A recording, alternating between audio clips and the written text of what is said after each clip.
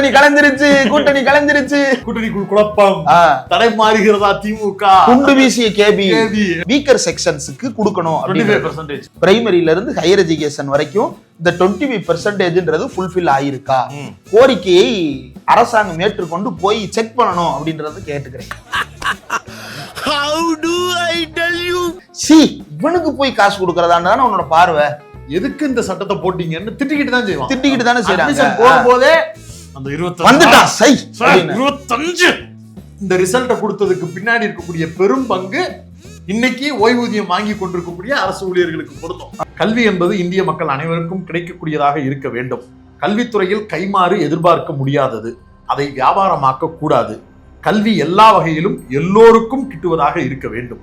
1927 March 12 Ambedkar பேசினார்.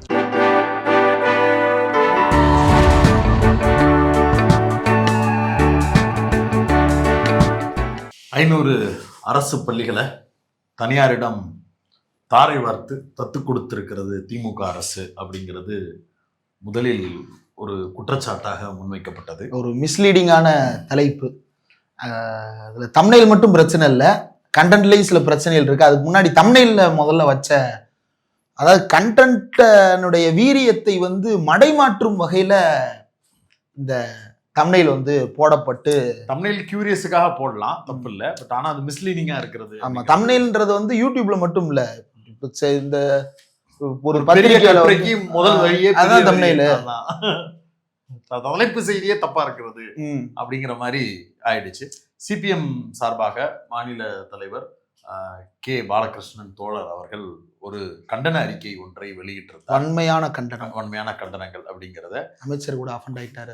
ஆமா, அவரு இன்னைக்கு பத்திரிகையாளர் சந்திப்புல அமைச்சர் அன்பில் மகேஷ் அவர்களும் அதற்கு ஒரு விளக்கம் கொடுத்து நானும் வன்மையாக கண்டிக்கிறேன் அப்படிங்கிறத பேசியிருக்கிறாங்க. தமிழ்நாட்டில் இருக்கக்கூடிய திமுக தலைமையிலான கூட்டணியில் இருக்கக்கூடிய கூட்டணி கட்சிகள் இருவர் தங்களுடைய கருத்து மோதல்களை தொடங்கி இருக்கிறார்கள் அப்படின்னு ஒரு பக்கம் அரசியல் விமர்சகர்கள் குதித்து ஓடிக்கொண்டிருக்கிறார்கள். ஆக்சுவலா ஒரு கூட்டணி கலைஞ்சிருச்சு உண்மையிலேயே ஒரு கட்சி ஒரு கூட்டணி இருக்கு அப்படின்னா இப்படிதான் இருக்கணும். ஒரு அரசியல் கட்சிகளுக்கு இடையிலான சண்டை, வாக்குவாதம், கருத்து மோதல்கள் அப்படின்னா இப்படிதான் இருக்கணும். ஒரு ஆரோக்கியமா இருக்கும். இது ஒரு பக்கம் எப்படி இருக்குன்னா, ஆளுங்கட்சியை கண்டித்து கூட்டணி கட்சிகள் நடத்திய போராட்டம் எத்தனை அப்படின்னு ஒரு பக்கம் கோபமா கேக்குறாங்க. நடத்தலன்னா ஏன் நடத்தலன்னு கேக்குறாங்கல்ல, நடத்தினா பாத்தீங்களா நடத்துறாங்க அவ்வளவுதான் அப்படின்றது. கூட்டணிக்குள் குழப்பம், தடை மாறுகிறதா திமுக, குண்டு வீசிய கேபி. ஆக்சுவலா எவ்வளவு பாசிட்டிவான ஒரு ஸ்டேட் தமிழ்நாடு அப்படிங்கிறத பாருங்க. ஒரு கூட்டணியில் இருக்கக்கூடிய ஒரு கட்சி, அந்த கட்சி இந்த மாணவர்களுடைய நலன்ல ஏதாவது ஒரு பிரச்சனை நடந்துருதோ அப்படின்னு பதறி அடிச்சுக்கிட்டு ஒரு கண்டன அறிக்கை தான் கூட்டணியில் இருக்கக்கூடிய பிரதான கட்சிக்கு எதிராக, அவங்க ஆளுங்கட்சி அவங்களுக்கு எதிராக டக்குன்னு ஒரு கண்டன அறிக்கைன்னு ஒரு அறிக்கையை வெளியிடுறாங்க.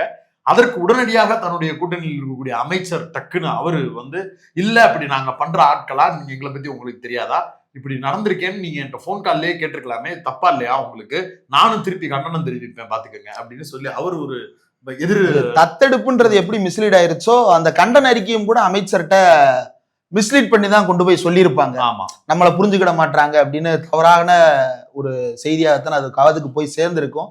அதை கிளாரிஃபை பண்ண வேண்டிய பொறுப்பு ஊடகமாக நமக்கும் இருக்கிறது அப்படின்றதுனாலதான் இது இன்னைக்கு பேசலாம்னு நினைக்கிறேன். முழுக்க இது சிபிஎம் வைத்த குற்றச்சாட்டு அப்படிங்கிறது அபத்தமானது அப்படிங்கிற லைனுக்குள்ள இந்த டாபிக் போதா அப்படின்னு கேட்டா கிடையாது. உண்மையிலே சிபிஎம் தோழர்களுக்கு வாழ்த்துக்களோடு தான் இந்த உட்கார்ந்து பேசுவோமும் தொடங்குகிறது. ஏன் அப்படிங்கிறதையும் உள்ள சொல்றோம். இதுல இந்த ஸ்கூல் குறித்தான இது விவாதம் வரும்பொழுது ஏற்கனவே நம்ம பள்ளி கல்வித்துறை குறித்து பல்வேறு உட்கார்ந்து பேசுவோம் சோலையும் பேசியிருக்கோம், இன்டர்வியூஸ்லையும் பேசியிருக்கோம். அப்ப எல்லாமே நம்ம சொல்ற ஒரு முக்கியமான விஷயம், என்னதான் அரசு பள்ளி கல்வித்துறையின் மீதான விமர்சனங்கள் என்பதை முன்வைத்தாலும் அதனுடைய சாதனைகளை மறைத்து விட்டு இந்த விமர்சனங்களை பேசுவது அப்படின்றது தவறான கண்ணோட்டத்தையும் சித்திரத்தையும் ஏற்படுத்தும். அந்த வகையில இன்னைக்கு கூட இதுல தி ஹிந்துவினுடைய எத்தனாவது பக்கத்துல வந்திருக்கு, 9வது பக்கத்துல வந்திருக்குது. School drop out rates go from bad to worse in Bihar and Assam. Drop out rates in Karnataka, Rajasthan, Gujarat, Haryana. அதாவது இந்த கர்நாடகா, குஜராத் இந்த 2 மாநிலங்கள்லையும் நீண்டகால ஆளும் கட்சியாக இருப்பது அல்லது கருத்தியல் ஆதிக்கம் செலுத்தக்கூடிய கட்சியாக இருப்பது பாஜக. அங்கெல்லாம் மாணவர்களுடைய இடைநிற்றல் அதிகரித்து கொண்டே இருக்கிறது அப்படின்றத பாயிண்ட் அவுட் பண்ணியிருக்கிறாங்க. தமிழ்நாட்டுல இடைநிற்றல் அப்படிங்கிறது முழுவதுமாக கிட்டத்தட்ட முழுவதுமாக குறைந்திருக்கிறது. நம்ம ஓவரால் பார்க்கும்போது 3வது இடத்துல இருக்கிறோம். ஃபர்ஸ்ட் கேரளா, 2வது இமாச்சல் பிரதேஷ், 3வது தமிழ்நாடு. கேரளாவை பொறுத்தவரையில அது ஒரு சிறிய மாநிலம், ஹிமாச்சல் பிரதேசம் கூட. ஆனா தமிழ்நாடு, அதாவது பெரிய மாநிலங்கள் அப்படின்னு பார்த்தோம்னா ரேட் கேரளால அளவிடுவது அப்படிங்கிறது வேற, தமிழ்நாட்டுல அளவிடுவதுங்கிறது நம்ம கோபிநாத் தான் பொலிச்சுன்னு ஒரு போட்டு அங்க கேரளால வந்து கையெழுத்து போட தெரிஞ்சாலே லிட்ரேசி ரேட் இருக்கு அப்படின்னு சொல்லிடுவாங்க. இப்போது மாறி இருக்கலாம். இது வந்து யூனியன் கவர்மெண்ட்டினுடைய அங்கம் தான் வந்து இந்த பட்டியலை வெளியிட்டு இருக்கிறாங்க. ஒருவேளை இப்படி கூட நினைப்பாங்க, ஊடகங்களை கட்டுப்படுத்தி இந்த செய்தி இன்றைக்கு வரவைத்திருக்கிறாங்க. எது பிஜேபி தான் சொல்லணும். நீ பிஜேபி வெளியிட்டு இருக்குது, சென்ட்ரல் கவர்மெண்ட் வெளியிட்டு இருக்கக்கூடிய டேட்டாக்களின் அடிப்படையில இந்த டாபிக் பேரே டேட்டா பாயிண்ட்னு போட்டுதான் ரிலீஸ் போட்டிருக்கிறாங்க. மத்திய அரசு அவங்க தாக்கல் செய்திருக்கக்கூடிய அந்த தரவுகளின் அடிப்படையில் தமிழ்நாடு வந்து மிகப்பெரிய அளவிற்கு முன்னேறி இருக்கிறது. 3வது இடத்துல நம்ம இருக்கிறோம். பிஜேபி ஆளும் கட்சியாக இருக்கக்கூடிய அவர்களுடைய ஐடியாலஜி, அவங்களுடைய கூட்டணி கட்சிகள் இருக்கக்கூடிய பகுதிகள் மிக மோசமான இடத்தை நோக்கி நகர்ந்து கொண்டிருக்கிறது.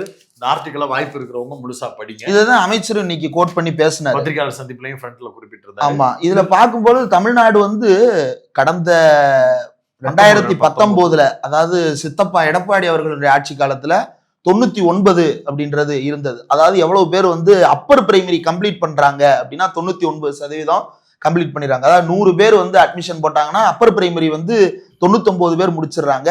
செகண்டரி எஜுகேஷன்ல பார்க்கும்போது 100 பேர்ல 82 பேர் வந்து முடிச்சிடுறாங்க.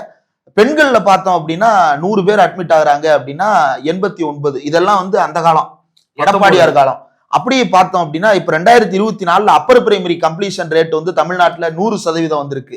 அப்ப அதுல மட்டும் பார்த்தோம்னா தமிழ்நாடு 2வது இடம் வரும். அதுல ஆண்களும் 100%, பெண்களும் 100%. ஏன்னா வீட்டுக்கு வீடு போனை போட்டு ஏமா படிக்க அனுப்பாம இருக்கீங்க, பக்கத்துல இருக்க பள்ளிக்கூடத்துல சேர்த்து விடுங்கம்மா, நாங்க பாத்துக்கிறோமான்னு சொல்லி இங்க இருக்கக்கூடிய கல்வித்துறை அமைச்சரும் பேசுறதா இருக்கட்டும், முதல்வர் பேசுறதா இருக்கட்டும், அப்பக்கப்ப சமூக ஊடகங்கள்ல அந்த இல்லம் தேடி கல்வி மாதிரியான சில முன்னெடுப்புகளும் கூட இதை வந்து பூஸ்ட் பண்ணி இருக்கு. ஆரம்பத்துல இல்லம் தேடி கல்வி மீதான விமர்சனங்கள் இருந்தது. அதற்கு பிறகு அது நேஷனல் எஜுகேஷன் பாலிசியில இருக்கக்கூடிய அந்த ஸ்ட்ரக்சர்ல இது நடக்காது, வேற ஒரு பேட்டர்ன்ல நடக்கும் அப்படின்ற விளக்கம் கொடுக்கப்பட்டது. அதன் அடிப்படையில் மாணவர்களுடைய இடைநிற்றலை ஐடென்டிஃபை பண்ணி வீடுகளுக்கு ஆள் அனுப்பி தூக்கிட்டு வந்து படிக்க வைக்கிறது, பள்ளிக்கூடத்துல சேர்க்க வைக்கிறது அப்படிங்கிற முயற்சியினுடைய வெளிப்பாடாக இது ஒண்ணு நடந்திருக்கு. ஆமா, செகண்டரி எஜுகேஷன் அப்படின்னு பார்க்கும் பொழுது செகண்டரினா 9th 10th. ஆமா, எடப்பாடியார் காலத்துல 89.4 இருந்த பெண்களுடைய பாஸ் அவுட் வந்து இப்ப 95.6 மாறி இருக்கிறது. ஒரு பெரிய ஜம்ப், 6% அதிகரித்திருப்பது. மாணவிகளுக்கு 1000 ரூபாய் அப்படிங்கிறது வந்து இதுல ரோல் பண்ணும் கண்டிப்பா. ஏன்னா மாணவிகளையும் அரசு பள்ளிகள்ல படிக்க அனுப்புறோம் அப்படின்னா 10th முடிச்சுட்டு அடுத்து நம்ம 11th 12th சேர்க்கிறோம் அப்படின்னா 1000 ரூபாய் நம்மளுக்கு கிடைக்கும் அப்படிங்கிறது வந்து பணத்தாசை இல்ல. இந்த 1000 ரூபாய் தங்களுடைய பொருளாதார தேவைகளையும் தாண்டி அந்த பிள்ளையுடைய எதிர்காலத்துக்கு எதுக்காவது பயன்படும். நம்ம சும்மா உட்கார வச்சு அந்த ஒரு இடத்துக்கு வேலைக்கு அனுப்புறதுக்கு, தீப்பெட்டி தொழிற்சாலைக்கு அனுப்புறதுக்கு, பீடி சுத்து அனுப்புறது, இந்த மாதிரி சின்ன சின்ன குடிசை தொழில் வேலைகளுக்கு அனுப்புறதுக்கு, தோட்ட வேலைக்கு அனுப்புறதுக்கு பதிலா அந்த பிள்ளை படிச்சுச்சுன்னா அதுக்கு கவர்மெண்டே மாசம் 1000 ரூபாய் கொடுக்குதே, அதை ஏன் விடுவானே? அந்த பிள்ளை ஒன்னும் இல்ல, வீட்டு பக்கம் என்ன அனுப்புவாங்க, தீப்பெட்டி எடுக்கிறது, விறகு எடுக்கிறது, இந்த வேலைக்கு அனுப்புவாங்க. ஒரு வீக்கெண்ட்ல தான் போறாங்க. வீக்கெண்ட்ல போயிட்டு வர்றது ஒரு 100 ரூபானா ஒரு 500 ரூபாய் மாசத்துல அந்த குழந்தையால கிடைக்குதுன்னா இப்ப 1000 ரூபாய் அரசாங்கமே கொடுக்குது. அப்ப நிம்மதியா படி அப்படின்னு அனுமதிக்கிறாங்க. ஆண்கள்லயுமே பார்க்கும்போது எடப்பாடியார் 81.3, ஸ்டாலின் ஆட்சியில 89.2, அது 8% ஜம்ப். இதுவுமே ஒரு பெரிய நம்பர். இந்த இளம் தேடி கல்வி குறித்து நம்மளுமே கூட அரசு தரப்புல அதிகாரிகள் மட்டத்துல உரையாடும் பொழுது ஒரு முக்கியமான கிளாரிபிகேஷன் என்னன்னா, இது அவங்க சொல்ற பேட்டர்னை நம்ம கொண்டு வரல. முந்தி அரசு பள்ளியில தனித்தனியா ஒரு சில ஆசிரியர்கள் அவங்களா ஒரு முன்னெடுப்பு செய்து பெற்றோரோட கனெக்ட் பண்ணிக்கிறது, அந்த குழந்தைய ஃபாலோ பண்றதுன்றத தனித்தனி ஆசிரியர்கள் பண்ணது ஒரு அரசாங்கமே இப்ப பண்ணுது.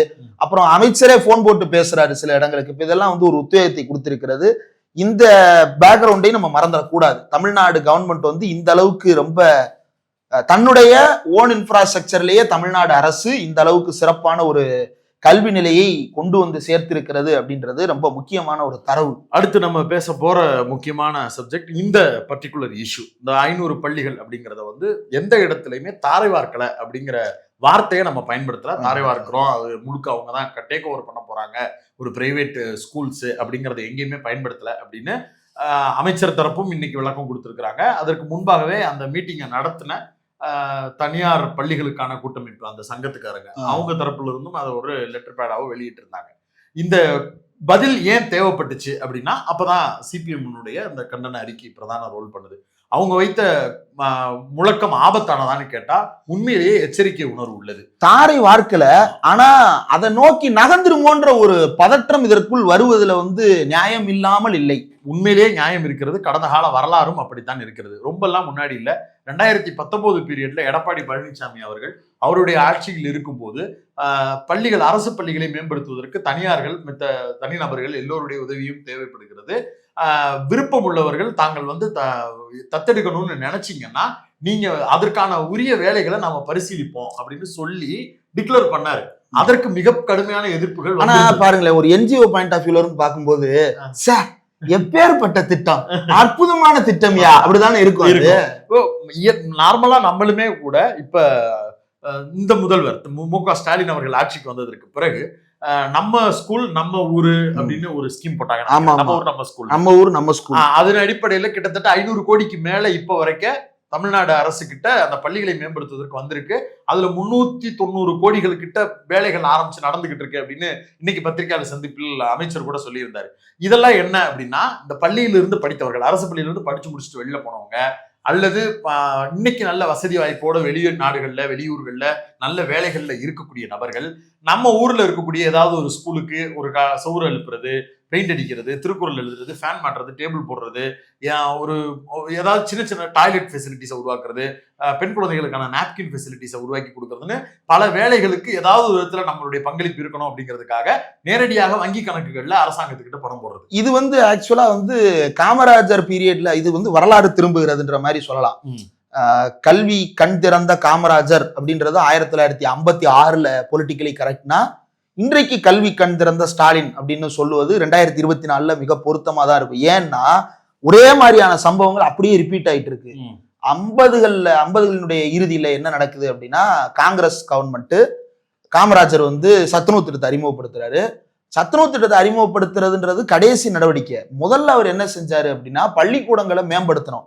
ராஜாஜி 13,000 அரசு பள்ளியில மூடிட்டு போயிட்டாரு. எல்லாம் குலக்கல்வி சைடா, துணி துவைக்கிறதுக்கு ஆள் இல்ல, எனக்கு வீட்டுல வாஷர் மேன் இல்ல, பானை செய்யறதுக்கு ஆள் இல்ல அப்படின்னு அவர் ஒரு ஆர்கானிக் விரும்பி, அந்த காலத்து ஆர்கானிக் விரும்பியா இருந்திருக்கிறாரு. அந்த வேலையை பார்த்துட்டு போனாரு. காமராஜர் பெரியார் போனாரு. யாரு அவருக்கு ஒரு பரம்பரை தொழில் இருக்கணும்ல. ஆமா, அவங்க அந்த வேலையை பார்க்க மாட்டாங்கல்ல, அவங்களுக்கு வேற பரம்பரை தொழிலுக்கு போயிட்டாங்க. ராஜகுரு அது பூர்வீக தொழிலுக்கு போகாம இடைநிலை தொழிலுக்கு வந்தாங்க. அந்த ராஜகுருவா அவர் கவர்னர் ஜெனரலா போனார்.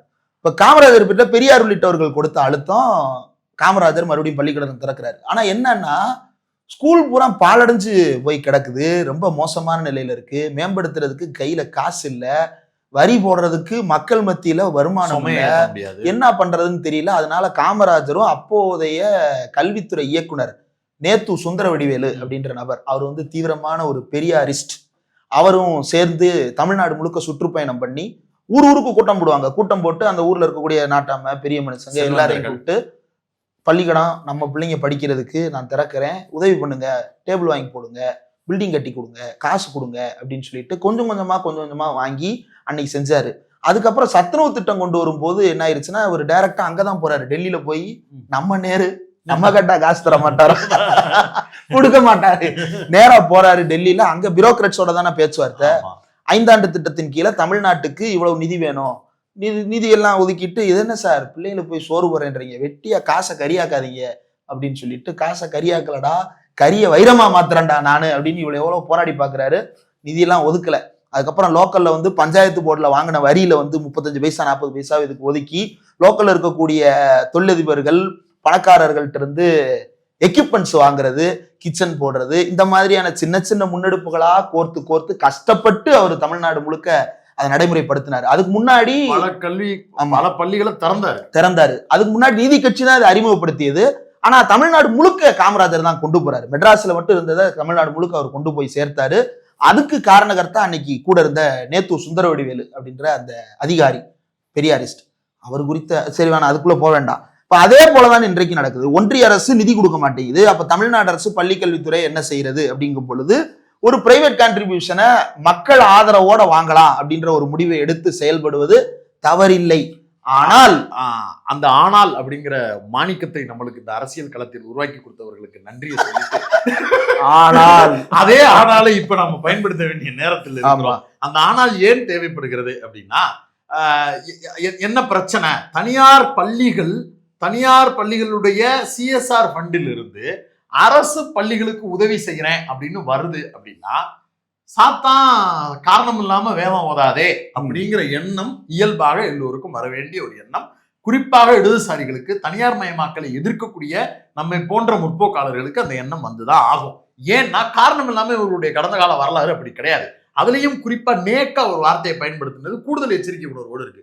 எந்த தனியார் பள்ளிகளுக்கு அருகாமையில் இருக்கக்கூடிய அரசு பள்ளிகளை அப்படின்னும் போது இயல்பா நம்மளுக்கு ஒரு எண்ணம் என்ன வரும், பக்கத்திலேயே உங்க ஆபீஸ்க்கு பக்கத்திலேயே நான் ஒரு ஆபீஸ் போட்டுக்கவா அப்படின்னு கேட்கும் போது அவங்க ஆபீஸ்ல ஷூட் நடக்கும் போது நம்மளுக்கு ஒரு ஸ்டுடியோவை பயன்படுத்திக்கிறேன், உங்க ஆபீஸ்ல இருக்கிற கேமராவை நான் பயன்படுத்திக்கிறேன், உங்க ஆபீஸ்ல இருக்கக்கூடிய கேமராமேனை எனக்கு தேவையான நேரத்துல பயன்படுத்திக்கிறேன் நண்பர்களே உங்களை தான் நாங்க பயன்படுத்திக்கிறோம். அப்படி ஒருத்தருக்கு ஒருத்தர் கிவ் அண்ட் டேக் இருக்கும்ல. இது வந்து எந்த அளவுக்குன்னா ரெண்டு தனியார் நிறுவனங்கள் அவங்களுக்குள்ள வேணும் அப்படின்றப்ப பயன்படுத்துறதுங்கிறது வேற. அரசு நிறுவனம்ங்கிறது வந்து ஒரு செழித்து வளர்ந்து நிற்கக்கூடிய ஆலமரம்.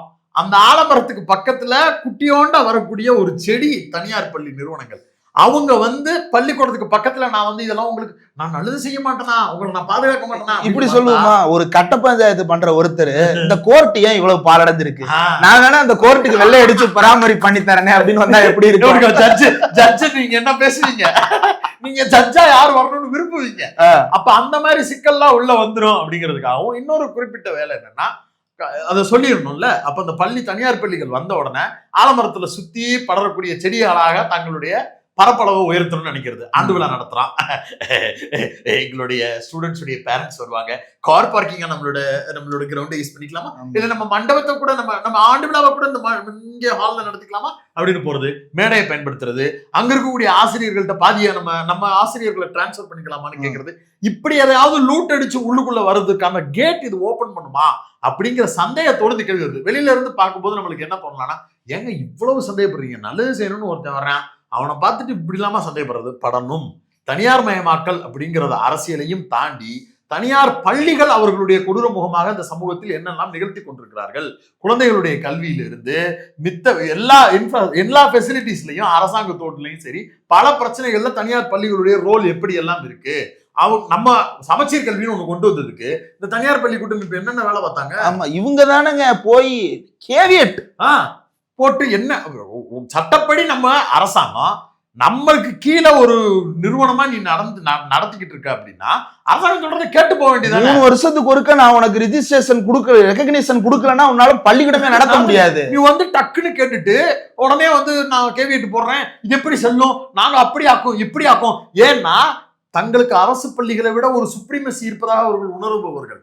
அதை வச்சு வியாபாரம் பார்த்துக்கிட்டு இருக்கிறவங்க அவங்கக்கிட்ட நீயும் நானும் சமச்சீரான கல்வியா அப்படின்னு சொன்ன உடனே கொந்தளிச்சுட்டு கலைஞருக்கு எதிராக போய் நின்னவங்க. அப்ப ஒண்ணு கிளியர் ஆகுது, சமூகத்தில் நிரந்தர ஏற்றத்தாழ்வை விரும்புபவர்கள் அது இருந்தா தான் நம்மளால பிழைக்க முடியுங்கிற எண்ணத்தோடு இருக்கக்கூடிய ஒரு டீம். அவங்க ரொம்ப மோசமானவங்க பறிக்க வர்றாங்க அப்படி அல்ல, உத்தமர்களும் கிடையாது. ஸ்ட்ரக்சரை தான் நம்ம சொல்றோம், நபர்களை அல்ல. அதுல இருக்காரு பிடி அரசகுமார்னு ஒருத்தர் இருக்காரு, இந்த நந்தகுமார்னு ஒருத்தர் இருக்கிறாரு, கோவாலுன்னு ஒருத்தர் இருக்கிறாரு, வந்தவாசி தனிநபர்கள் நம்ம டார்கெட் இல்ல. அப்படி பேச வரல. இப்ப நாங்க வைக்கிற விமர்சனமுமே கூட அந்த ஸ்ட்ரக்சர் எப்படி இயங்குது, அந்த ஸ்ட்ரக்சருடைய நோக்கம் எப்படி இருக்கும், அவர்களுடைய லாப நோக்கம் எப்படி எல்லாம் வேலை செய்யும். அதுலயும் போட்டிருக்க தீர்மானங்கள்ல மொத்தம் 17 தீர்மானமா, அதெல்லாம் படிச்சு பார்த்தா இன்னும் 17 தீர்மானங்கள் வேற ஒரு கூட்டமைப்பு வளர்ச்சி. இவங்க வந்து பல தீர்மானங்கள் போட்டிருக்கிறாங்க. அதுல முக்கியமா தீர்மானங்கள் என்னென்னு பார்த்தோம். பச்சைக்கிளிக்கு புல்லட் வாங்கி கொடுக்கும் அப்படித்தான் கேட்கிறாங்க. பச்சைக்கிளி புல்லட் கேட்டா பரவாயில்ல, இப்ப ஸ்விஃப்ட் இன்னோவாலாம் கேக்குது. பச்சைக்கிளி நாங்க வந்து நிறைய கொடுத்துருக்குறோம் உங்களுக்கு, அப்ரூவல் கேட்டு லெட்டர் கொடுத்துருக்குறோம், காசு பணம் இல்ல, அப்ரூவல் கேட்டு லெட்டர் கொடுத்துருக்குறோம், அதெல்லாம் இன்னும் அப்ரூவ் பண்ணாம வச்சிருக்கீங்க. அதுக்கு வந்து department of city and town planning அப்படின்னு ஒண்ணு இருக்கு. Department of town and country planning, DTCP அப்படின்னு சொல்லுவாங்க. அந்த துறை வந்து அனுமதி கொடுக்கணும். எதன் அடிப்படையில?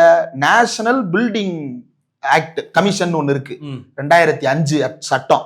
அந்த சட்டத்தின்படி பள்ளி கல்லூரிகள் எந்த தரத்தில் கட்டப்பட வேண்டும், எவ்வளவு அளவீடுகளில் கட்டப்பட வேண்டும் என்பது குறித்து தர நிர்ணயம் இருக்கு. அதன் அடிப்படையில கட்டி அதன் அடிப்படையில் கட்டுறோன்ற ப்ரொபோசலை கொடுத்து இவங்க அப்ரூவல் வாங்கிட்டு தான் கட்டணும். இப்போ அப்படி இவங்க கேட்கும் பொழுது அரசு அதை வெரிஃபை பண்ணணும், அல்லது வந்து அதுல சிக்கல் இருக்குன்னா பெண்டிங்ல தான் வைக்கும். இவங்க என்ன பண்றாங்கன்னா இப்ப 2024 2023 மே மாசம் இத்தனாம் தேதிக்கு முன்னாடி கட்டின எல்லா ஸ்கூலுக்கும் விதிகளை தளர்த்தி கொள்கை முடிவெடுத்து எல்லா ஸ்கூலுக்கும் பெர்மிஷன் கொடுங்க. எதுக்கு விதிகளை தளர்த்தணும்? ஏன் இந்த விதிகளுக்குள்ள உட்படுறதுல உங்களுக்கு என்ன பாஸ் பிரச்சனை? விதி எதுவும் நீங்க எல்லாம் வரக்கூடாதுன்றதுக்காக தனி விதி எதுவும் போடப்பட்டிருக்கா? ஆக்சுவல் விதியை ஃபாலோ பண்றதுல என்ன சிக்கல் இருக்கு? இல்ல அவங்க கல்வி அப்படி அள்ளி அள்ளி கொடுக்கணும்னு விரும்பி வேண்டி வர்றாங்க. அவ்வளவு ஒண்ணு நீங்க கஷ்டப்பட்டு வேணாமே, ஏன் கஷ்டப்படுறீங்க? வீட்டுல உட்கார்ந்து வேற வேலை பாருங்க, நாங்க பாத்துக்கிறோமே அப்படின்ற இடம் இருக்குல்ல. இப்போ கல்வி எந்த ஒரு வளர்ந்த தேசத்துக்கும் இலவச கல்வி அப்படிங்கிறது அடிப்படைங்க. ஒரு கல்வியை எந்த ஒரு அரசு இலவசமாக வழங்குகிறது, தன்னுடைய கட்டுப்பாட்டிலிருந்து வழங்குகிறதோ அதுதான் ஒரு பெரிய மாற்றத்தை உருவாக்கும். அந்த அடிப்படையில தமிழ்நாடு கல்வியை பல ஆண்டுகளாக நம்மளுடைய வரலாறே வந்து அரசு பள்ளிகள் மூலமாக இவ்வளவு பெரிய வளர்ச்சியை நாம அடைஞ்சிருக்கோம்.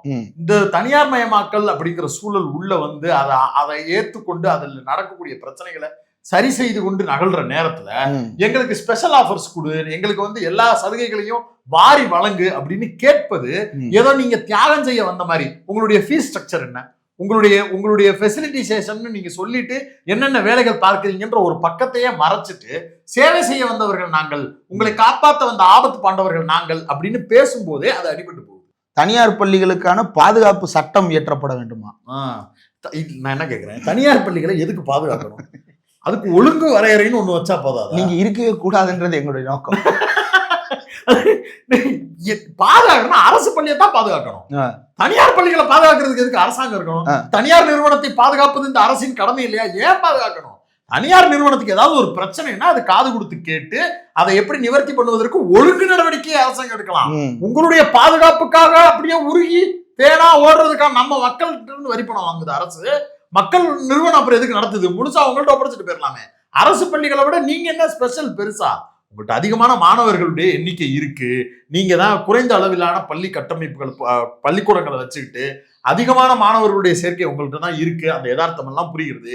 அத்தனை மாணவர்களுடைய கல்வி எல்லாத்தையும் நம்ம வந்து குலைச்சிட முடியாதுங்கிற எண்ணத்துல இருந்து பள்ளி கல்வித்துறையும் சரி தனியார் பள்ளிகளுக்கும் இந்தந்த விஷயங்கள்ல ஃபெசிலிட்டி பண்ணி கொடுங்க, இதை பண்ணுங்க அதை பண்ணுங்கன்னு கேட்கறாங்க. இது எல்லாமே உங்களுக்கு கிடைக்கக்கூடிய வாய்ப்புகளா பயன்படுத்தி வேலையை செய்வோம்னு பார்த்தா எகிரி நின்றுகிட்டு எல்லாத்தையும் பறிச்சுக்கிட்டு போகணும்னு நினைக்கக்கூடிய ஆக்டோபஸ் வேலை இருக்குல்ல, அது ரொம்ப ஆபத்தான. இல்ல இதுல இவ்வளவு பாசத்தோட வர்றாங்கல்ல, கல்வி கொடுக்கணும், மாணவர்கள் படிக்கணும் அப்படின்னு பாசத்தோட வர்றாங்கல்ல, அது பக்கத்துல இருக்கிற அரசு பள்ளி தரம் உயர்த்தணும்லாம் வர்றாங்கல்ல. அதாவது 2009 ரைட் டு எஜுகேஷன் ஆக்ட்ன்றதை நம்ம கொண்டு வரோம். அதன் அடிப்படையில ஒவ்வொரு பள்ளிக்கூடத்திலையும் பிரைமரி லெவல்ல இருந்து அவங்கவுங்க வயதுக்கு ஏற்ப மாணவர்களுடைய வயதுக்கு ஏற்ப வகுப்புகள்ல ஒரு குறிப்பிட்ட சதவீதம் வீக்கர் செக்ஷன்ஸுக்கு கொடுக்கணும். ஆமா, அது லோக்கல்ல இருக்கு. 25% எப்போ வருதுன்னா இதை இவங்க யாரும் கொடுக்கறது இல்ல.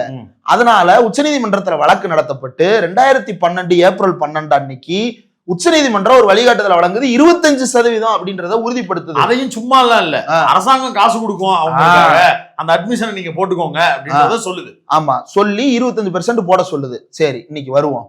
இந்த 500 பள்ளிக்கூடங்களை தரம் உயர்த்துவதற்கு தயாராக இருக்கிற தனியார் பள்ளிக்கூடங்கள்ல போய் பிரைமரியில இருந்து ஹையர் எஜுகேஷன் வரைக்கும் இந்த 25% ஃபுல்ஃபில் ஆயிருக்கா, அவங்களுக்கு நெருக்கடி இல்லாத நிலையில் கல்வி வழங்கப்படுகிறதா அப்படின்ற கோரிக்கையை அரசாங்கம் ஏற்றுக்கொண்டு போய் செக் பண்ணணும் அப்படின்றத கேட்டுக்கிறேன்.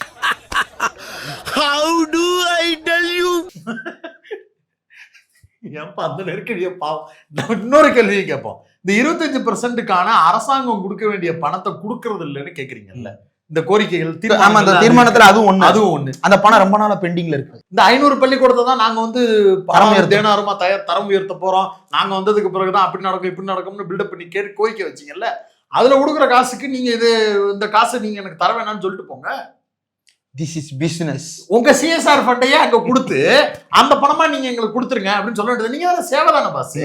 500 பள்ளிக்கூடத்துக்கு நீங்க பண்ண போற காசை இப்படிக்கா கொடுத்தா இன்னும் ஜாலியா இருக்கலாமே, இன்னும் பெருமையா சொல்லலாமே. அது 25% உண்டான பணத்தை கூட நாங்கள் வாங்கவில்லை, அது நாங்க எங்களுடைய சிஎஸ்ஆர் ஃபண்ட் மூலமாக நாங்களே அதை ஏற்பாடு செய்து கொள்கிறோம் சொல்ல வேண்டியது தானே. அப்படி சொல்ல மாட்டீங்க. பொதுவாகவே வந்து பள்ளிக்கூடங்கள் அப்படின்றது லாப நோக்கத்தில் இயங்கக்கூடாது அப்படின்றது ஒரு விதி. ஆமா, அது பல்வேறு வகையான பள்ளிகளுக்கும் பொருந்தும். சிபிஎஸ்சி, ஐசிஎஸ்சி எந்த பள்ளியாக இருந்தாலும் லாப நோக்கத்திலேயும் கூடாது. அப்ப பள்ளிக்கூடத்துக்கு லாபமே வரக்கூடாதானா? லாபம் வரும். பள்ளிக்கூடத்துக்கு நிச்சயமாக லாபம் வரும். ஏன்னா கல்வி வழங்குதல் அப்படின்ற சேவையை தாண்டி அந்த பள்ளிக்கூடத்துக்குள்ள ஹாஸ்டல் நடத்துறது, டிரான்ஸ்போர்ட் வசதி, உணவு கொடுக்கிறது, மற்ற வெளியிலிருந்து அழைத்து வந்து அவர்களை வைத்து நிகழ்வு நடத்துவதன் மூலமாக வரக்கூடிய லாபம்னு பல்வேறு வகையான லாபங்கள் நடத்தும். ஆனா எப்படி ஃபீஸ் பில்லு பாத்தீங்கன்னா அதுவே தெரியும். ஆமா, டியூஷன் ஃபீஸ்ங்கிறது வந்து கம்மியா போடுவாங்க. ஆமா, மாறா டியூஷன் ஃபீஸை விட 2 மடங்கு வந்து டிரான்ஸ்போர்ட் சார்ஜ் போடுவாங்க. ஆமா, ஹாஸ்டல் ஃபீஸ் இன்னொன்னு எக்ஸ்ட்ரா போடுவாங்க. அப்புறம் ஆனுவல் ஃபீஸ், டேர்ம் ஃபீஸ் இன்னொன்னு எக்ஸ்ட்ரா ஏத்துவாங்க. ஆமா. பெரியாருக்கும் திருப்பரங்குன்றத்துக்கும் வருஷத்துக்கு 80,000 ஃபீஸ் வாங்குவாங்க. பெரியார்னா பெரியார் நிலையம். பெரியார் நிலையம். அங்க இருந்து திருப்பரங்குன்றத்துல ஒரு ஸ்கூல் இருக்கு. இந்த பையன் படிச்சதுதான். போயிட்டு வர்றதுக்கு 80,000 ரூபாய் வண்டிக்கு.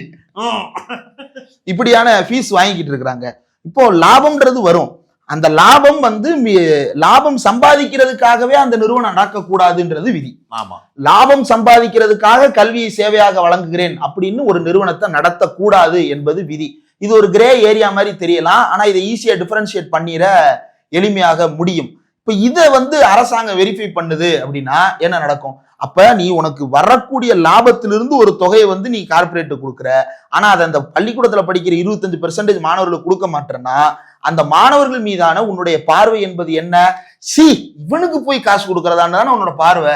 எதுக்கு இந்த சட்டத்தை போட்டீங்கன்னு திட்டிக்கிட்டு தான் செய்வாங்க. திட்டிக்கிட்டு தானே செய்யறாங்க. போகும்போதே அந்த 25 வந்துட்டான் 25 அப்படி திட்டிக்கிட்டு போடுறது, அந்த எண்ணம் தான் இப்ப தெரியுது.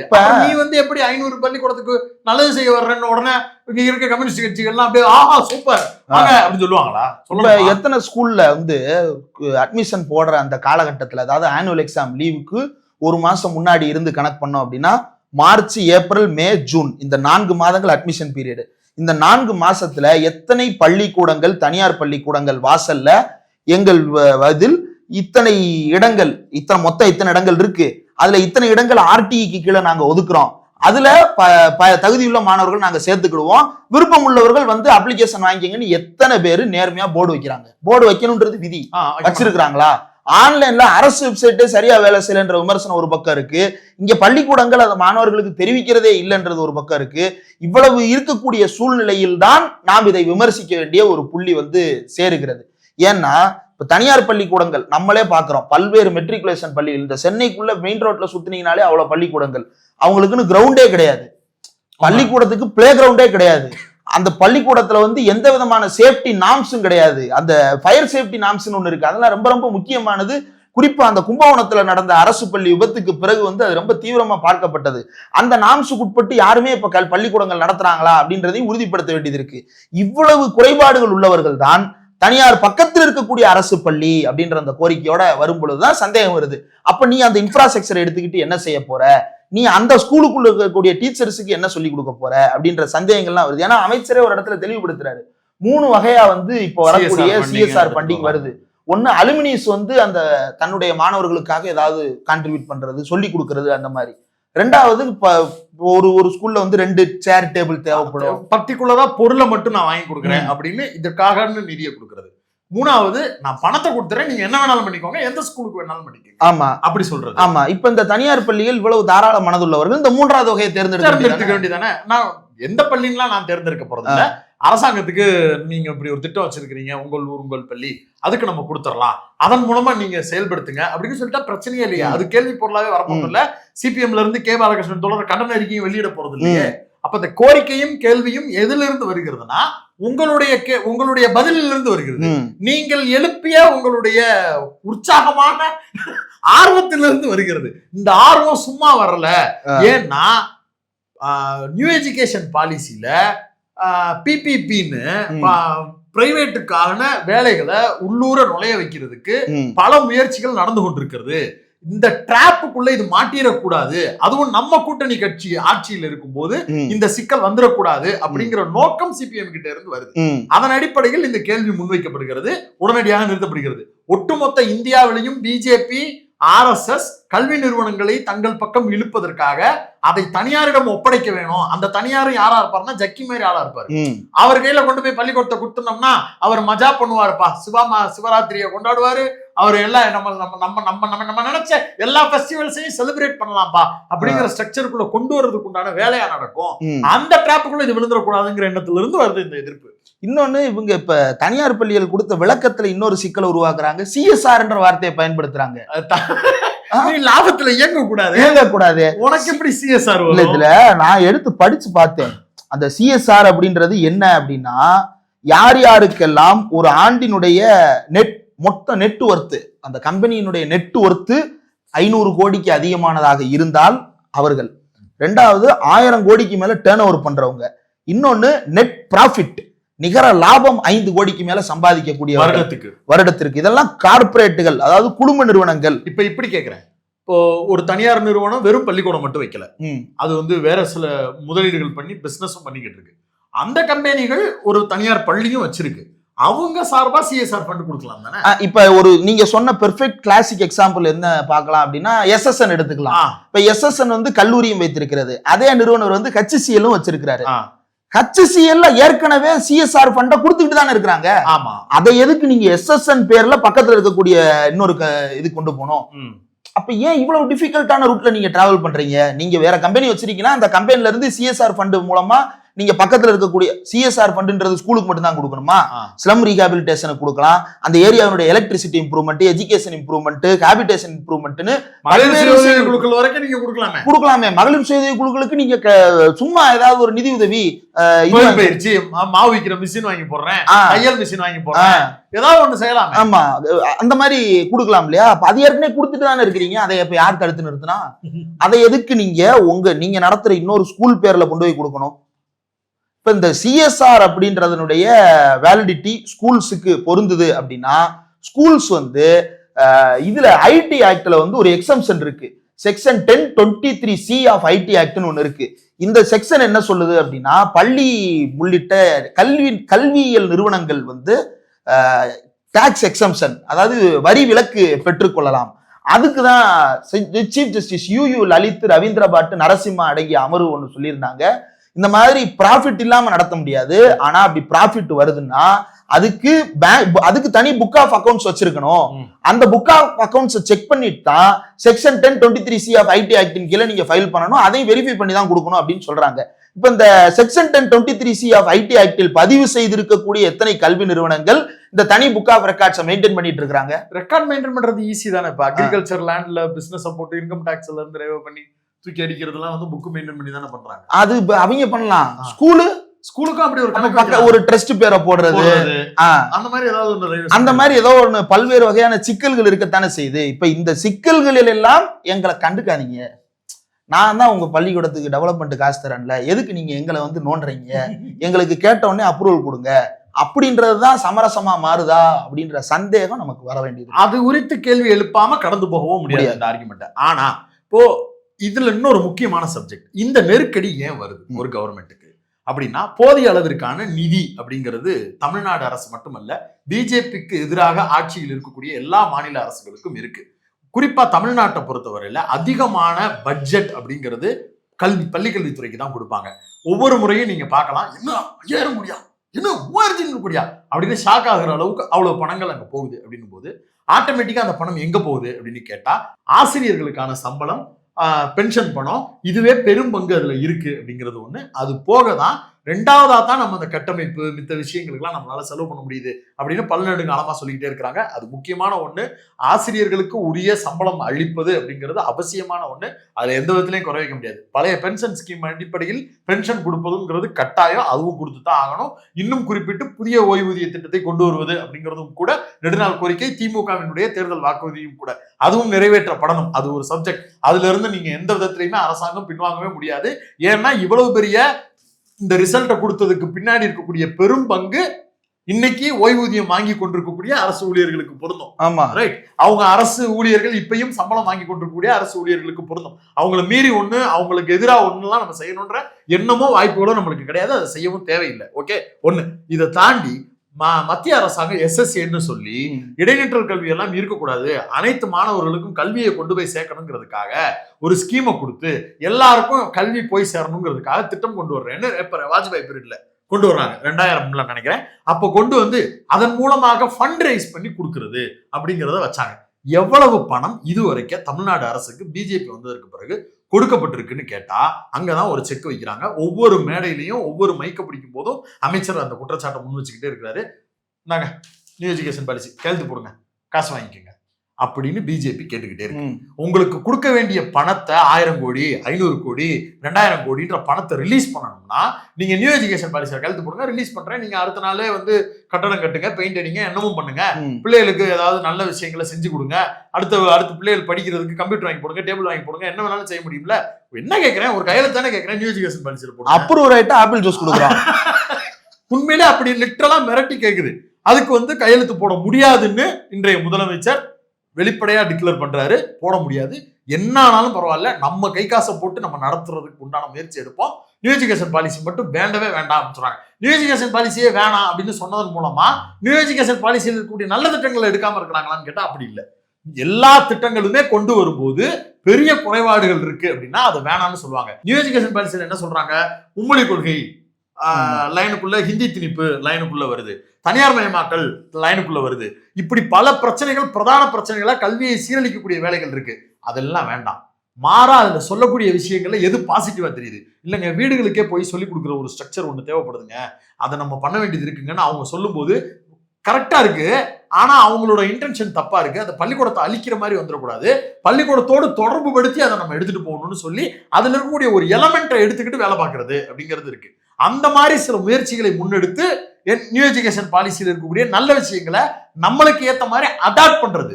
அது வந்து எவ்ரி 5 இயர்ஸ்க்கு ஒரு தடவை சமூகம் மாறும்போது நாமளே நம்மளுடைய திட்டங்களை ரிவைஸ் பண்ணணும். எல்லா திட்டங்களையும் அப்படித்தானே பண்றோம், சேனல் நடத்துறோம், நாமளே வந்து அடுத்த வேல்யூவான ப்ராடக்ட் ஒன்று வாங்குறது, கண்டென்ட்டா அல்லது ஷோவா ஒன்று புதுசா கிரியேட் பண்றது, இந்த மாதிரி பல வேலைகள் செய்வோம்ல. அப்ப அரசு தங்களை இந்த உலகம் 5 வருஷத்துல மாறுது, அப்ப அதுக்கேற்ற மாதிரி என்ன பண்றது, அப்ப பாடத்திட்டத்துல வந்து நியூ எஜுகேஷன் பாலிசி இந்த கொண்டு வர்றாங்க, அப்ப அதுல இருக்கக்கூடிய நல்ல வேல்யூஸ் அதுல எடுத்துக்கலாம் அப்படின்னு சொல்லக்கூடிய இடத்தை நோக்கி நகர்றாங்க. அப்ப அப்படி ஒரு ஸ்ட்ரக்சரை எடுத்துட்டு வந்து செய்யறது அப்படிங்கிற நெருக்கடி எப்ப வருதுன்னா, நீ கையெழுத்து போட்டாதான் பணம் ரிலீஸ் பண்ணுவேன் அப்படின்னு சொல்லும் போது வருது. அப்ப அரசாங்கம் என்ன பண்ணுதுன்னா, வேற வழி இல்லை, நம்ம ஸ்கூலு நம்ம பள்ளி, நீங்க காசு கொடுங்க, நீங்க இன்வெஸ்ட் பண்ணி கொடுங்க, நீங்க இன்வெஸ்ட் பண்ணுங்கன்னு சொல்லி ஒரு இன்னொரு வாய்ப்பை தங்களுக்கு உருவாக்கிக்கிறது. அப்ப அரசாங்கம் எடுக்கக்கூடிய இந்த எளிய தீர்வுகள், ஈஸி சொல்யூஷன்ஸ் வந்து நிரந்தரமான பெரிய சிக்கல்களை கொடுத்துடக்கூடாது அப்படிங்கிற எச்சரிக்கை உணர்வு நம்மளுக்கு. ஆமா, அதே போல இந்த இடத்துல அரசாங்கம் வந்து தனியார் பள்ளிக்கூடங்கள்கிட்ட போய் கையேந்தி நிக்கல, நீ பக்கத்துல இருக்கிற ஸ்கூலுக்கு வந்து காசு கொடு, பெஞ்சு வாங்கி கொடு அப்படின்னு சொல்லி அரசாங்கம் யார்ட்டையும் கையேந்தல. அரசாங்கம் தமிழ்நாட்டுக்கு இருக்கக்கூடிய நிதி நிலைமை, தமிழ்நாட்டுடைய கல்வி சூழலை உருவாக்க பங்களிப்பவர்கள் பங்களியுங்கள் என்பதை ஒரு கோரிக்கையாக முன்வைத்திருக்கு.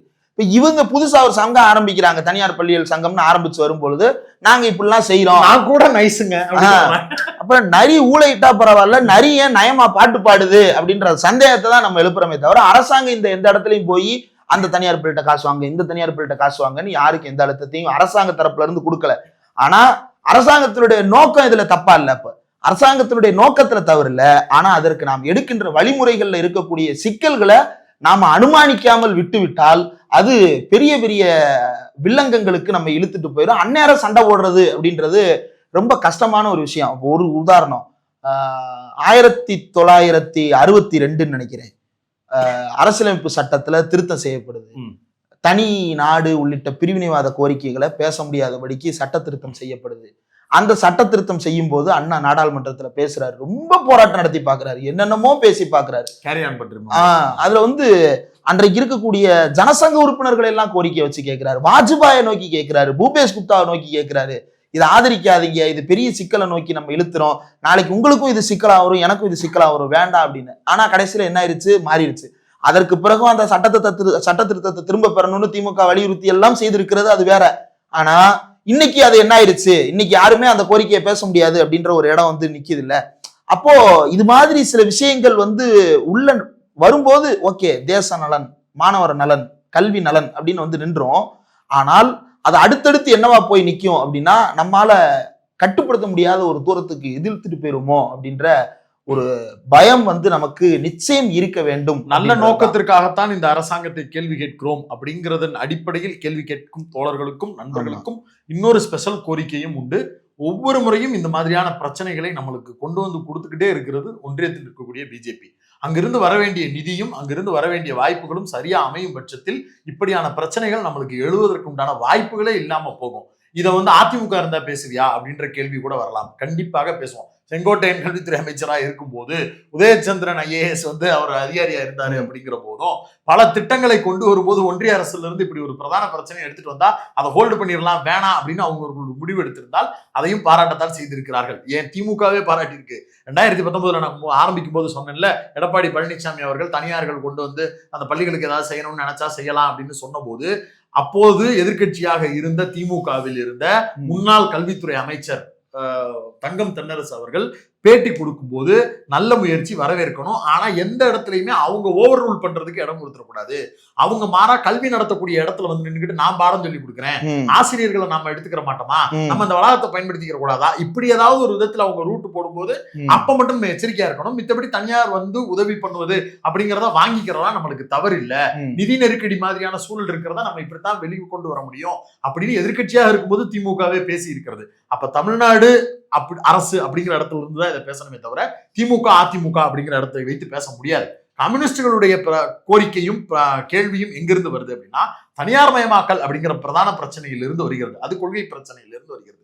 உலகம் முழுக்க தனியார் மயமாக்கல் அப்படிங்கிறது தவிர்க்க முடியாத பொருளா மாறி. எந்த அளவுக்கு தவிர்க்க முடியாது அப்படின்னா கேரள அரசாங்கமே கூட சில ஆண்டுகளுக்கு முன்பு ஒரு தனியார் நிறுவனத்திடம் அப்போ வந்து அடாப்டிவ் ஸ்கூல்னே அதுக்கு அந்த இனிஷியேட்டிவே வந்து அடாப்டிவ் ஸ்கூல்னே வந்து தொடங்கினாங்க. 30 பள்ளிக்கூடங்களை அந்த நிறுவனம் வந்து சிஎஸ்ஆர் ஃபண்ட் மூலமா யுஎஸ்டி குளோபல்ங்கிற நிறுவனத்துல இருந்து அது ஆப்வியஸா வந்து ஒரு பள்ளியை தரம் மேம்படுத்துறேன் இன்னொரு தனியார் சிஎஸ்ஆர் ஃபண்ட் மூலமாக செய்யறது அப்படிங்கிறது ஓகே. பட் அதை கேள்வி எழுப்புறது எங்க அப்படின்றது வந்து எச்சரிக்கை உணர்வுல இருந்து வரக்கூடிய கேள்வி. ஒரு நிறுவனத்தினுடைய சிஎஸ்ஆர்ன்றது வேற, ஒரு பள்ளிக்கூடம் இன்னொரு பள்ளிக்கூடத்துக்கு சிஎஸ்ஆர்ல கொண்டு வந்து சேர்க்கிறது அப்படின்றப்போ சந்தேகங்கள் எழுகிறது. இது இயற்கையா நேச்சுரலா சந்தேகம் வரலையா? ஏங்க இயல்பா இருக்குங்க. பள்ளி பக்கத்துல இருக்க private school so Indrakumar Theradi public ஸ்கூல்னு ஒரு ஸ்கூல் இருக்கு. இந்த பக்கம் வந்து அரசு அப்பர் மேல்நிலை பள்ளின்னு ஒரு பள்ளிக்கூடம் இருக்கு. அதுக்கு பக்கத்துல இந்திரகுமார் தேரடி பப்ளிக் ஸ்கூல்ல இருந்து ஒரு நிகழ்ச்சி நடத்துறேன்னு அங்க வந்து நடத்துறாங்க. அங்க நல்லது கெட்டதுகளை செய்யறேன்னு வர்றாங்க. அங்க படிக்கக்கூடிய அரசு பள்ளியில் படிக்கக்கூடிய அப்பா அம்மாவுடைய மனநிலையில சரி நம்ம பிள்ளை அந்த பள்ளிக்கூடத்துல படிக்கணும், அந்த பிள்ளையை அங்க படிக்க வச்சிருக்காங்க, நம்ம கொண்டு போய் சேர்க்கறது. இவங்க வந்து இங்க சொல்லி கொடுக்குறாங்கன்னா அப்ப அவங்க பள்ளிக்கூடம் நல்லா இருக்கும். ஒரு பிராண்ட் ப்ரொமோஷன் அவங்க அங்க பண்றதும் அங்க இருக்கக்கூடிய மாணவர்கள் எடுத்துட்டு போய் அந்த பள்ளிக்கூடத்துக்கே போகக்கூடாது அப்படின்னா அந்த ஆர்குமெண்ட்டுக்குள்ள வரல. இன்னைக்கு அப்படி பார்த்தா தமிழ்நாட்டில் இருக்கக்கூடிய பிரதான மக்களினுடைய பிரதான பிரச்சனையே நம்ம பிள்ளை ஒரு பிரைவேட் ஸ்கூல்ல நல்ல ஸ்கூல்ல படிக்கணும், அந்த ஸ்கூலுக்கு பக்கத்திலேயே நம்மளுக்கு வாடகைக்கு ஒரு வீடு கிடைக்கணும். சென்னை மாதிரியான இதனால எத்தனை குடும்பங்கள் வந்து சீரழிவை சந்தித்து கொண்டிருக்கின்றன. அப்பா தனியா அம்மா தனியா பிள்ளைகள் படிப்புக்காக ஒரு இடத்தை நோக்கி நகர்ந்து பெரும்பான்மையான மக்கள் வந்து இன்னைக்கு பிரைவேட் ஸ்கூல ஆதர்சனமா கொண்டாடிக்கிட்டு இருக்காங்க. நம்ம பிள்ளை என்ன ஆனாலும் பரவாயில்ல, அதை கொண்டு போய் நாமக்கல்ல கோழி பண்ணையில விட்ட மாதிரி விட்டு அதை குரங்காட்டி அதை படிக்க வைக்கிறேங்கிற பேர்ல மார்க் எடுக்க வைக்கிறதுக்காக வேலை பார்க்கணும்னு நினைக்கிறாங்க. இவ்வளவு மோசமான மென்டாலிட்டி இந்த சமூகத்தில் நிலவிக்கிட்டு இருக்கும் போது இப்படி கொண்டு வந்து பக்கத்துல இருக்க பள்ளிக்கூடத்துக்கு நான் உதவி பண்ண வைக்கிறேன்னு சொல்லும் போது ஆப்வியஸா இங்க பொல்யூட் பண்ணக்கூடிய ஒரு சூழலும் உருவாகும் அப்படிங்கிற பிரதான பிரச்சனையவும் கையில் எடுக்க வேண்டியது இருக்கு. அப்படி பல லேயர்ஸை தொட்டு இந்த பிரச்சனையை பார்க்காம வெறுமனே திமுக எதிர்ப்பு, வெறுமனே சிவப்பு சங்கிகள் அப்படின்னு பேசக்கூடிய விமர்சனங்களால் இது ஒன்னுத்துக்குமே வேலைக்கு ஆகாது. இதுதான் சொல்ல விரும்புனது. விளைவுகளை நம்ம அனுமானித்து எந்த முடிவையும் எடுக்கணும் அப்படின்ற ஒன்றே ஒன்றுதான். கலைஞராக இருக்கட்டும், அண்ணாவா இருக்கட்டும், இப்போ இருக்கக்கூடிய முதலமைச்சராக இருக்கட்டும், இந்த விளைவுகளை அனுமானித்து தான் எந்த முன்னெடுப்புகளையும் செய்திருக்கிறார்கள்.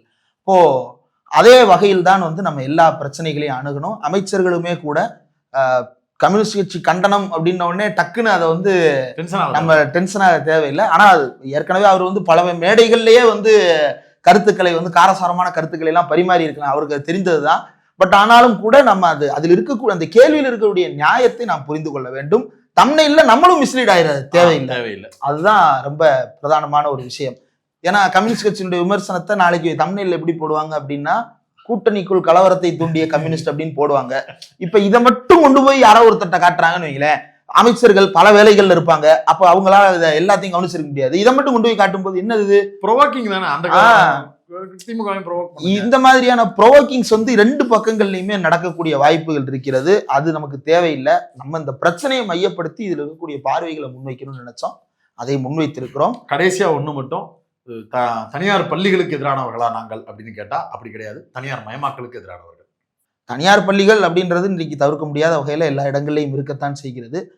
அரசு தான் விரும்பிட்டு போறாங்க. ஆமா ஆமா. இப்ப நாளைக்கே வந்து நம்முடைய கோரிக்கை, நம்மளுடைய ஒரு பொன்னுலக கனவுல ஒரு விஷயம் என்னன்னா, எல்லாமே அரசு நடத்தணும் அல்லது வந்து அனைவராலும் சேர்ந்து எல்லாத்தையும் அரசு நடத்தணும். நடத்துறது அப்படிங்கிறது கூட நீங்க ரொம்ப எக்ஸ்ட்ரீமா யோசிக்கலாம்.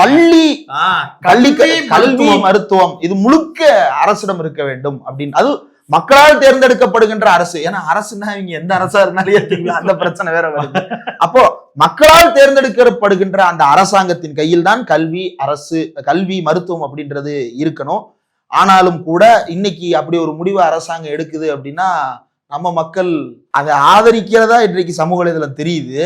ஆனா ரியாலிட்டி என்னவா இருக்கும் அப்படின்னா அதை எதிர்த்து கடுமையான போராட்டங்கள் எல்லாம் தமிழ்நாட்டில் வெடிக்க வாய்ப்பு. அது எப்படி நீங்க தனியார் பள்ளிக்கூடங்களை மூடலாம், என் பிள்ளை கவர்மெண்ட் ஸ்கூல்ல படிக்கணுமான உண்மையான மனதில் இருக்கக்கூடிய கருத்துக்கள் எல்லாம் வெளியே அப்படி யோசிக்கணும்னு அவசியம் இல்ல. வேற ஆப்ஷன் இல்ல, கவர்மெண்ட் தான் ஒரே வாய்ப்பு அப்படின்னு சொல்லும் போது ஆட்டோமேட்டிக்கா மக்களுக்கு அந்த ரூட்ல தான் நீங்க வந்துரும். அப்படி பார்த்தா அரசு உதவி பெறும் பள்ளிகள் எல்லாம் நம்ம ஒன்னும் கண்டிக்கிறதே இல்லை. அரசு உதவி பெறும் பள்ளிகள் அது ஒரு நல்ல மாடல் அப்படின்லாம் இருக்கத்தான் செய்யுது. கடைசியா அம்பேத்கர் சொன்னது ஒண்ணு, கல்வி என்பது இந்திய மக்கள் அனைவருக்கும் கிடைக்கக்கூடியதாக இருக்க வேண்டும்.